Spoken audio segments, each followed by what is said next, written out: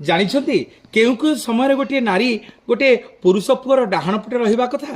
ପ୍ରଥମେ ମନେ ରଖନ୍ତୁ, ଯେତେବେଳେ ଆପଣମାନେ କନ୍ୟାଦାନ କରିବେ ସେତେବେଳେ ଗୋଟିଏ ପୁରୁଷ ପୁଅର ଡାହାଣ ପଟରେ ଗୋଟିଏ ନାରୀ ରହିବ। ଯେତେବେଳେ ବେଦୀରେ ବସି ବିବାହ କରିବେ ସେତେବେଳେ ପୁରୁଷର ଡାହାଣ ପଟେ ଆଜ୍ଞା ନାରୀ ରହିବ। ଏବଂ ଯେତେବେଳେ ଆପଣମାନେ ଅନ୍ନପ୍ରସାନ କାର୍ଯ୍ୟକ୍ରମ କରିବେ ସେତେବେଳେ ପୁରୁଷ ପୁଅର ଡାହାଣ ପଟେ ନାରୀ ରହିବ। ଯେତେବେଳେ ଆପଣମାନେ ଯଜ୍ଞରେ କର୍ତ୍ତା ଆଉ କର୍ତ୍ତୀ ହେଇ ବସିବେ ସେତେବେଳେ ପୁରୁଷର ଡାହାଣ ପଟେ ଆଜ୍ଞା ଗୋଟିଏ ନାରୀ ରହିବ। ଯେତେବେଳେ ଆପଣମାନେ ଜାତକର୍ମ କରିବେ ସେତେବେଳେ ଗୋଟିଏ ପୁରୁଷର ଡାହାଣ ପଟେ ଗୋଟିଏ ନାରୀ ରହିବ। ଏବଂ ଯେତେବେଳେ ଯେକୌଣସି ଦେବ କାର୍ଯ୍ୟ କରିବେ, ହୋମ କାର୍ଯ୍ୟ କରିବେ, ସେ ହୋମ କାର୍ଯ୍ୟରେ ଦେବାଦି କାର୍ଯ୍ୟରେ ସବୁବେଳେ ଗୋଟିଏ ନାରୀ ଆଜ୍ଞା ସ୍ୱାମୀର ଡାହାଣ ପଟେ ରହିଲେ ମଙ୍ଗଳ ହୋଇଥାଏ।